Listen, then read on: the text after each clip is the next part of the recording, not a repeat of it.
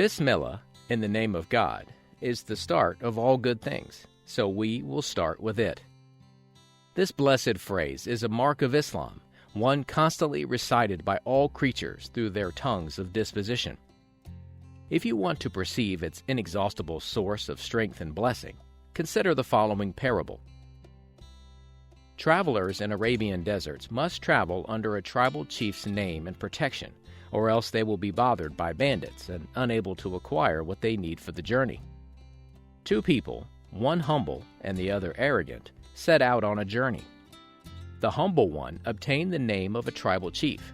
The arrogant one did not.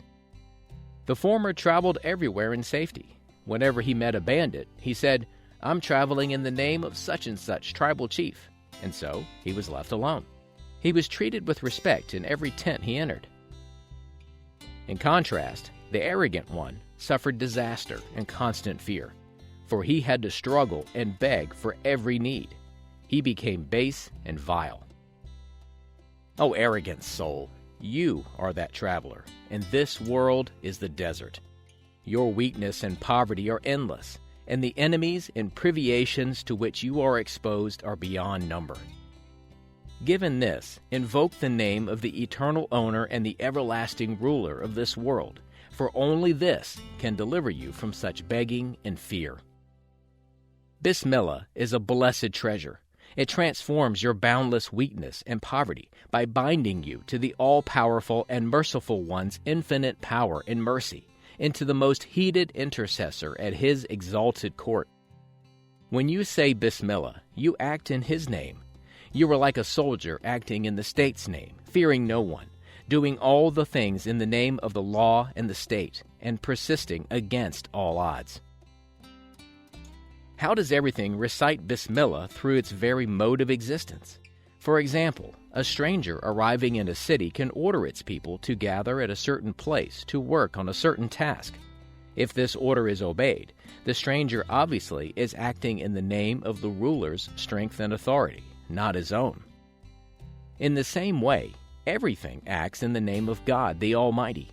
Small seeds and grains carry huge trees on their heads and raise weights as heavy as mountains.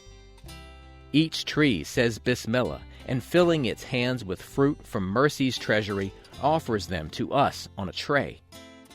Each garden, a cooking pot from the divine power's kitchen, where countless varieties of delicious foods are prepared, says Bismillah.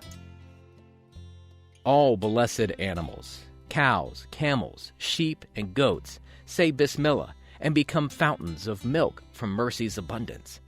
They offer us, in the all-providing's name, a most delicate and pure food like the water of life. Every plant and blade of grass, every root and stem, says Bismillah. All plant, tree, and grass roots and fibers, soft as silk, say Bismillah and pierce hard stones and soil. Mentioning his name, the name of the All-Merciful, subjects everything to them.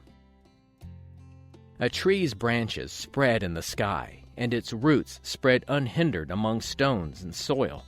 It generates underground spontaneously, and its delicate green leaves hold moisture despite intense heat. These realities vex the naturalist. It jabs a finger into the naturalist's unseeing eye and says, "You put so much trust in the power of hardness and heat, yet they obey the divine command." That is why each soft fiber of the plant's roots, like Moses' staff, obeys. And we said, "O Moses, strike the rock with your staff," and penetrates the rock. Every delicate, paper-thin leaf, like one of Abraham's limbs, recites, "O fire, be coolness and peace," in defiance of the intense heat. All things inwardly say Bismillah and deliver God's bounties to us in his name. Thus we also should say Bismillah, give and take in his name, and accept nothing from those who do not give in God's name.